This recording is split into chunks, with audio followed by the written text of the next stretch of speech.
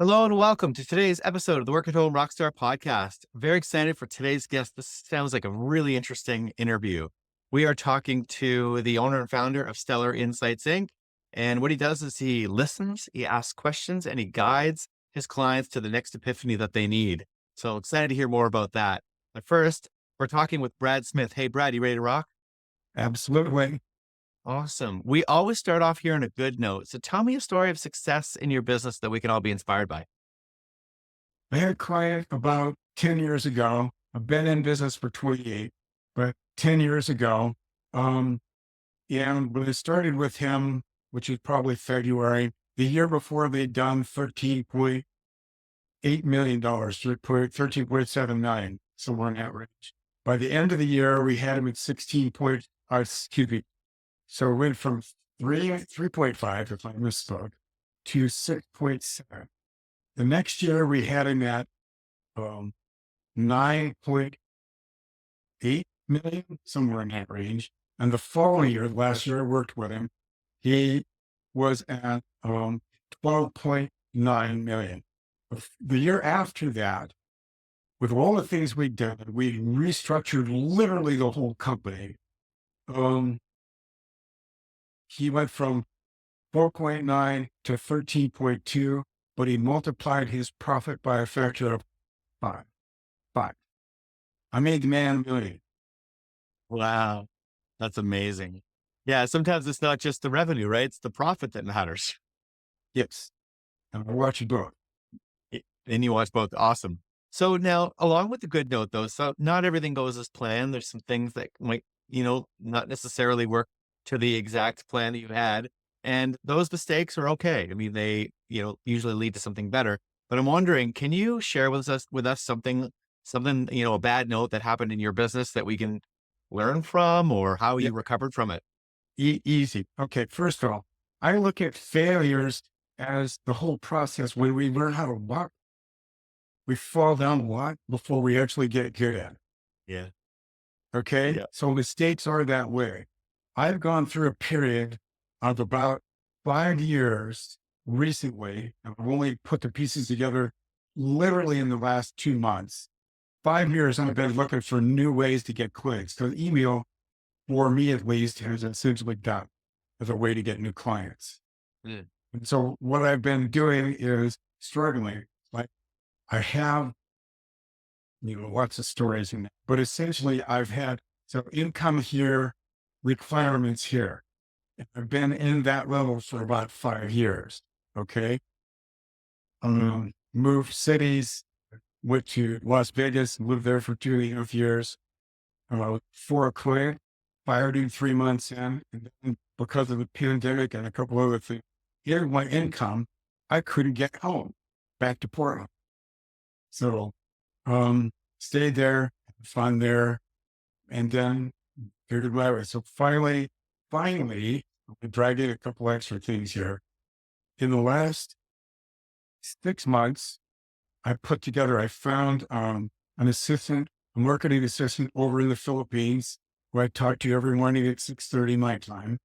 And she does my potential client research and my outreach.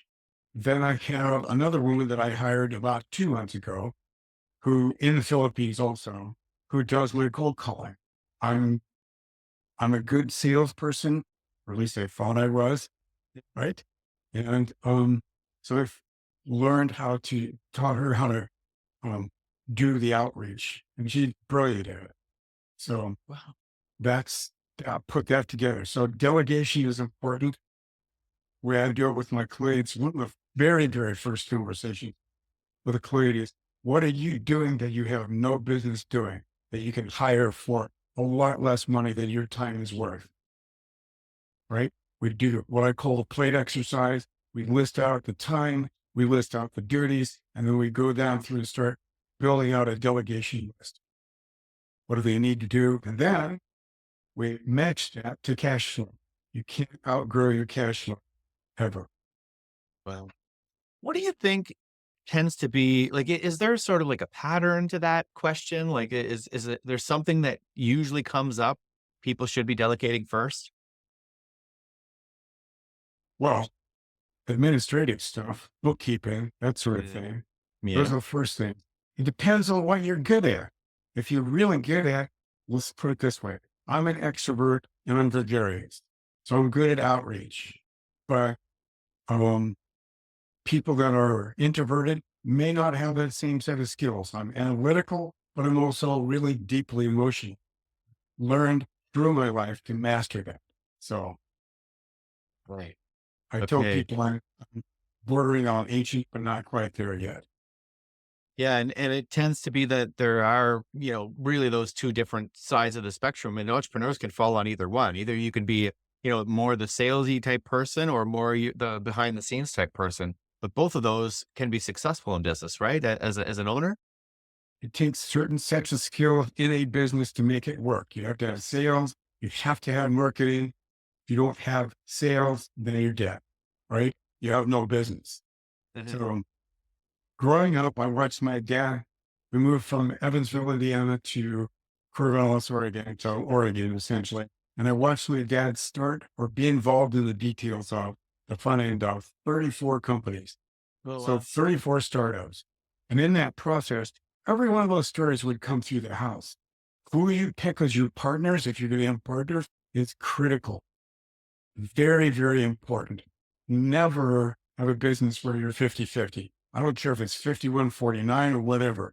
Never have a 50-50. And I've got a client who's in that right now, and he's been trying to figure out how to get out of that for the last 6 years. So Uh, that's been the bad note of several other guests on this podcast. Actually, is that exact thing that you just said, the 50-50.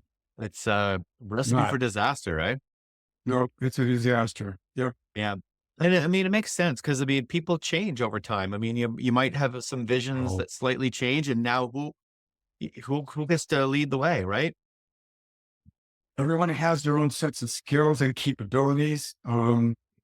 What is it? Rocket Fuel, the book, Rocket Fuel, and the test that goes with it. Are you really good at inventing, and creating, and imagining, or are you really good at operation?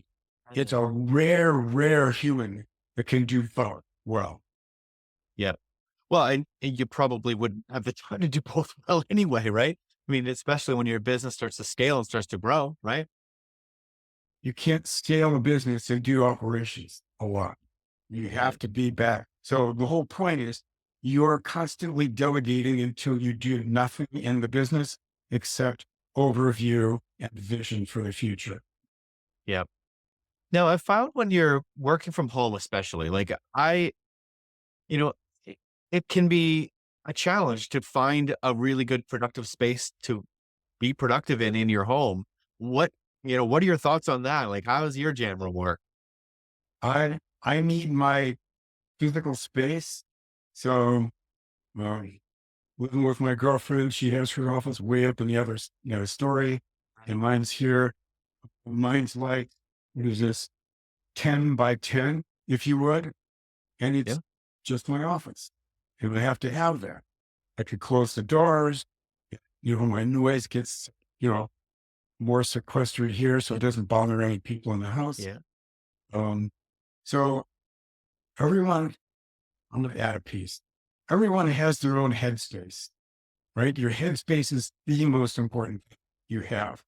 Everyone else, every one of us, all 8 billion of us on this planet, all humans live in their own bubble. And what's going to help you be productive in your bubble is important for you to know. So self-awareness, self kind of building who you are, that's important.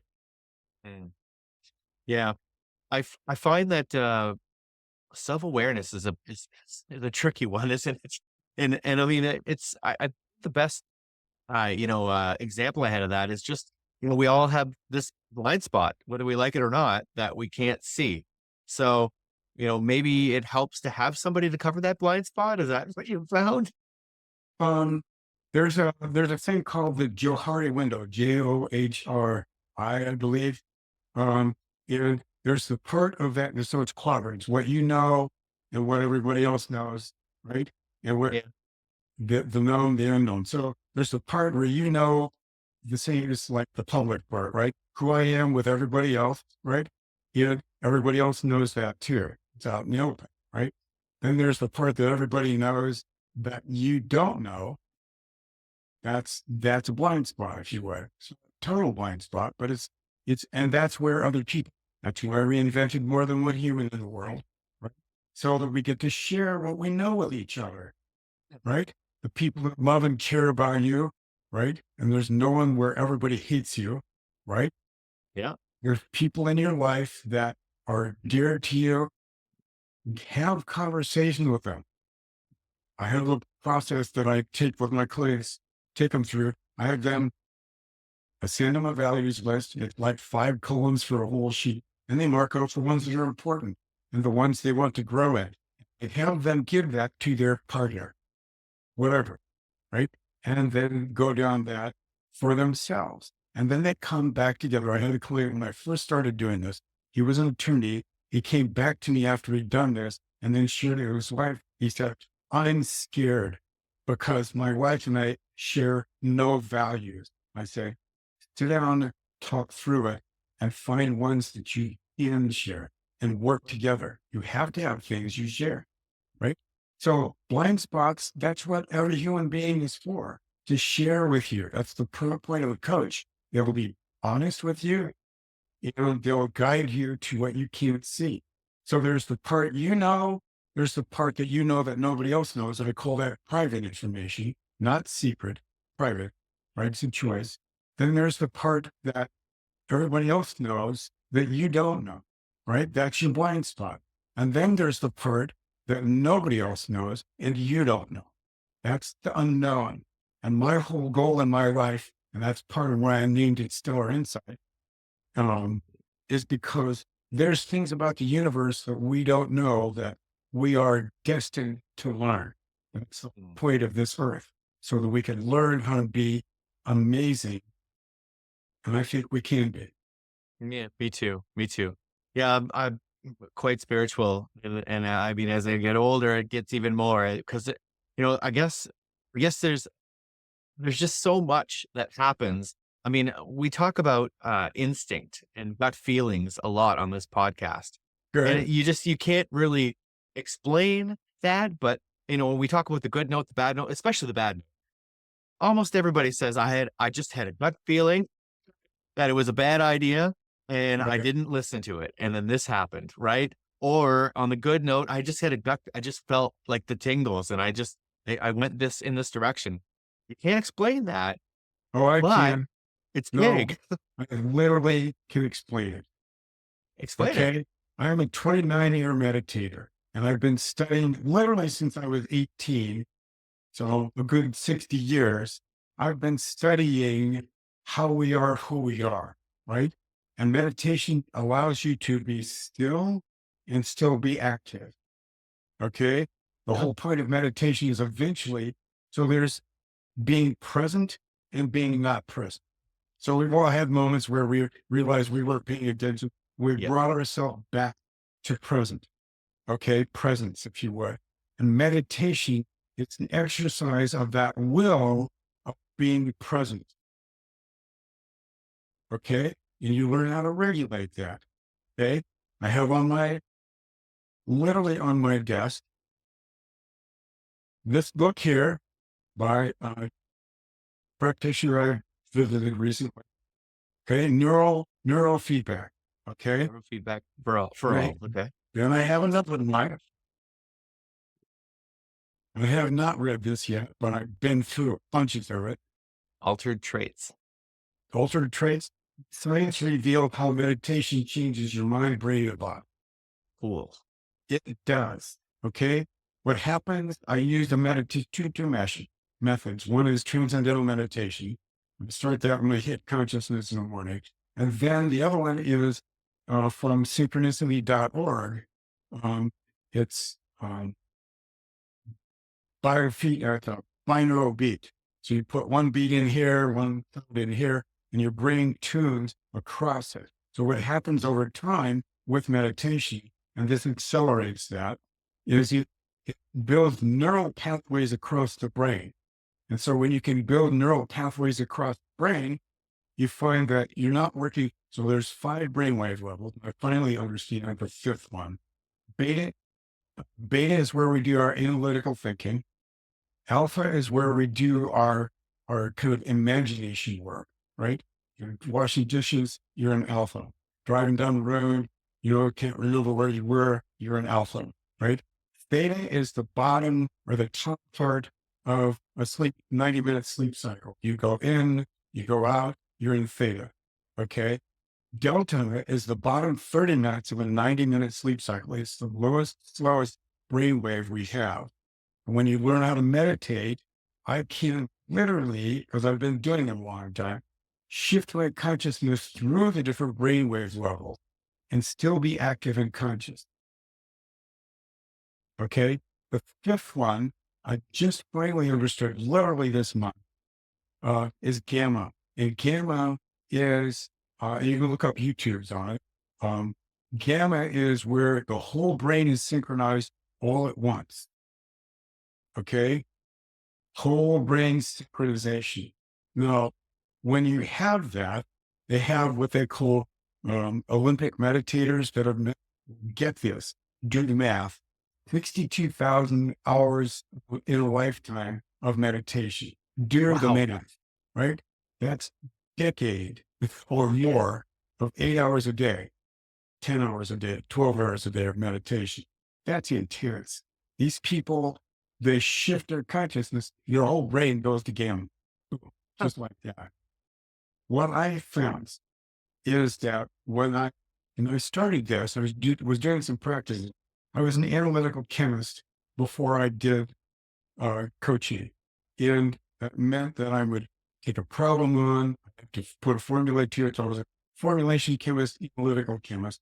I was standing in the middle of my lab one day, and I'd been about 9 months into this process. And I realized that I could hold 6 times as much information in my mind and correlate it and feel the correlation as I was thinking about it. Here's an example. I moved into a house that had been my second ex-wife's office, and I had to rebuild it so we could sell it. And the bathroom in the front end of the house was 7 feet by 8 feet. And it was off from a level 2.5 inches from level one direction, 5/8 inches the other direction. I woke up day after day after trying to figure out how the heck I was going to solve that problem. And I realized that I had this kinesthetic, so the feel of it, a kinesthetic 3-dimensional modeling ability inside that space in my mind that I could lay out the whole bathroom, figured out that the middle of the sill, the door sill was at the high point, and I could use a straight edge. You know how hard a straight board is to get in? And use that and swing it across and make it level to that point across the whole room. And then rebuilt the joists and rebuilt the floor and the entire unit, right? So, but the 3-dimensional modeling thing never went away. I had the ability to do that with businesses. I had it to be able to do it with human beings. So when I look at a human being, I feel their whole character, literally feel it. And I can help them feel the things they need in order to get that. I had a client, when I first started with him, and he's a different story, but I asked him, why does he want to do his business? And he said, to make money. I said, garbage. It's only a tool. What do you want the money for? And he said, this, and that. It took me 2 years to break him out of that idea. Like, it's not just about money. Yeah, making money is good. It's important, but it's only a tool. It is an expression, if you would. It's a symptom of how well you run your life and your business. Think about that. It's a symptom of how well you are aware of yourself, how well you are aware of the situation you're in your business, and how aware you are of the world and the market you're serving. Wow. Well, let's get into that then. Let's talk a little bit about cash flow and and making sure that you're making more money than you're spending, because it seems to me that that's an issue with maybe even less with business owners, I think, than with the average person. But No, maybe not. I don't know. What do you yeah, I think? don't know. Okay, so with your separation with my first wife, that was hard, but I moved out. I figured I could be a better parent outside the house than I could inside the house. Mm. So took care of my kids, took care of the bills. Um, and when I was working a s- an income job, I'm not working for myself yet. And I had a buck and a half every 2 weeks extra. Hmm. I had to track my money very, very tight. So I had enough for a gallon of milk every 2 weeks, right? Fortunately, I'd moved in with my folks for a while. So I had a way to feed myself. But I had a buck and a half. It's like if you're that tight up against the wall, you have to track everything. So Yeah. you can't go over. I look at it this way. Integrity is the governing value for who I am. And my ability to write a check and pay for something has to be the truth. Can't be a bad check. So given that integrity and honesty is important to me, I use that as my gauge to find out whether I'm overdrawn or not, whether I'm going to. So I don't write a check or make a commitment without knowing that I've got 100% already in place. Watch your cash, right? Yeah. I have this big spreadsheet. I started out before spreadsheets were available, right? And did it on paper, but build it out. Every one of us has bills that are coming in, when they're due, and you know when your money is coming in. And if you live inside your means, you can make it work. Yep. I'm a spreadsheet person too. I track everything and I track it almost every day. But I'm wondering, do you think that that's something that everybody has the ability to do, or are there some people that are just more numbers people? I'm a numbers person, but I'm Mm. also an emotion person. So you can do both. Okay. You can do both. Look at it this way. How many of you learn how to walk? All of us, Yep. right? How many of us, most of us, learned how to speak, right? So if you learn how to do those core things, how many of you that are listening to you don't know the alphabet? Go learn it, right? If you know the alphabet, I remember learning the alphabet, Right. right? Yep. So all that is something, and all of this is repetition. It takes 72 repetitions by a child to memorize permanently a single letter of the alphabet. You don't have to work that hard at addition and subtraction, multiplication and division. Those are the easy things, right? Yeah. I have a client that I'm working through that. She's in her 50s, God bless her, but she's getting it. I'm dogged. I will stand by someone until they can.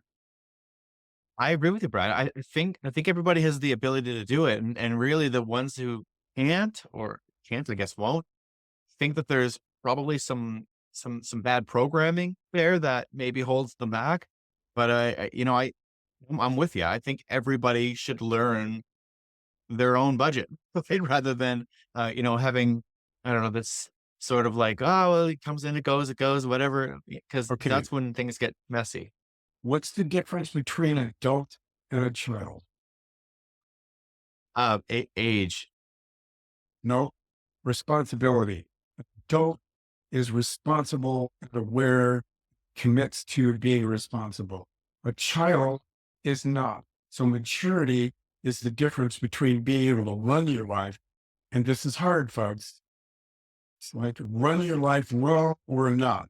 Everything that comes to me is a failure. All the things I'm not good at, I either learn my way through or I don't. I have a story. This is not short. This will be quick, but it drags us into a bunch of stuff. When I was 18, fall term freshman year at Oregon State, in chemical engineering, I developed an ulcerated colon. And the doctor said to me when I got to him in December, three sentences. This is okay. We learn three ways: whispers, messages, and brick walls. This was one of my brick walls. Okay. The doctor said to me, if gee, Brad, if you'd waited 6 weeks to come see me, you would have bled to death. Literally. Oh, I didn't know it was that bad. Okay. So brick wall, he had my attention, right? Then he said, you'll never eat strawberries, corn, or lettuce, anything with roughage ever again in your life. And he paused, let that sink in. My brain said, fat chance, but that's not happening. Then he said, you have a psychosomatic disease. I knew what that meant.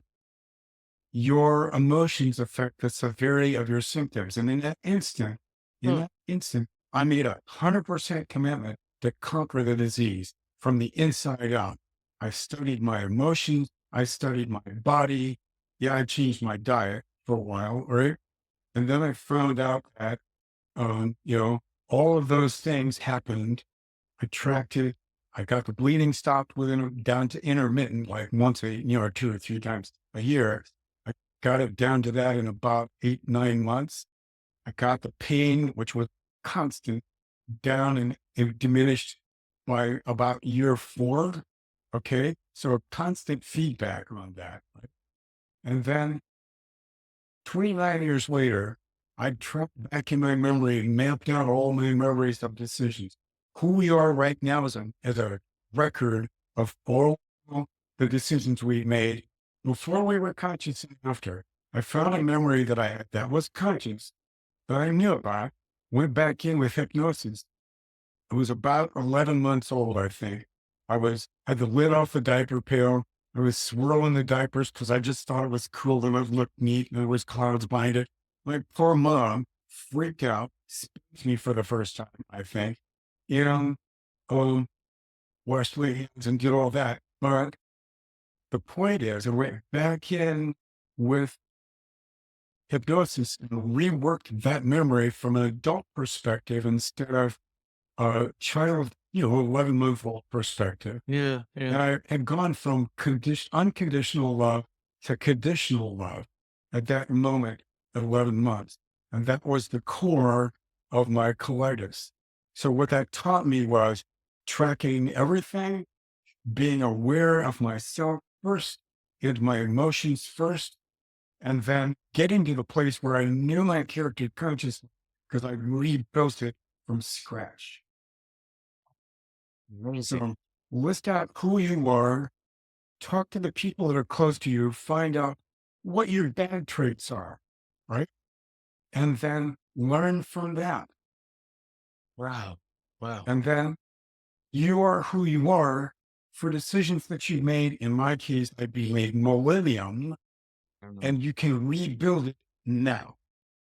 If no one in your family has ever been a millionaire before, decide you're going to be a millionaire and you're going to learn all the skills you need from your core out and then start figuring out how to add zeros. That's the whole point of a business, adding zeros, but also self restructuring. Let me put it this way. You can't grow a company or a country beyond the limitations of the leader. Yeah. Yeah. Agreed. So if you're stuck in your business, look here first and get input here first. And then, if you want, call me. Well, hey, it's time for your guest solo. So tell me what's exciting in your business right now. Let's get into this. Um, well, I love helping people become millionaires. I love that, right? I have 2 clients. I'm going to help be billionaires. It's just the industry they're in and what they personally are capable of. Okay. I like that. That's exciting to me. I have a class on my um, website called the Deep Intuition Masterclass. I know the process because I was a chemist, right? I know the process I went through to get where I am right now with my intuitive capabilities. Being able to look at someone, read their character, unless they're actively lying, right? Mhm. But read their character and know what they need to know in order to grow to what's possible. The epiphanies, if you would. Everyone has epiphanies they need, right? In order to get the extra zeros. Call me. Wow. I can work Oh, with that. So deep intuition is a class I want to teach, but I need people to show up and want that. There. well, what kind of person would get the most out of it then? Human. Anybody? It's not Does their cheap. business need to be in a certain spot? Um, I would say, so I've been told that, um, I had a client, I was going to operate for a grand a month because it's good, deep information. And it's about an 18-month process, right? He said, no, that is not enough to get corporations to pay for it. You have to charge 2 grand a month for it. Show up. We'll see what you can afford over an 18-month period to get something that's tenuous at first, and then get to the place where when you look at a situation, imagine living in a room where you have access to all the epiphanies you need. Awesome. So how do we find out more then? Storinc.com. Sign up for a half-hour conversation with me. Let's see where it goes. Awesome. Is there any way we can get to know more about you too? There's a lot of information on the website. When Tim gets this to me, we will have this up on the website. And you can reach out to me on LinkedIn also. On LinkedIn. Good. Right on. Brad, this has been a lot of fun. This has been eye-opening. Very cool conversation. I loved it. We need to have more people that are capable of the brilliance they're capable of. Yep. Agree. Awesome. So thanks again for rocking out with me today, Brad. Thank you. To the listeners, make sure you subscribe, rate, and comment. We'll see you next time on the Work at Home Rockstar Podcast.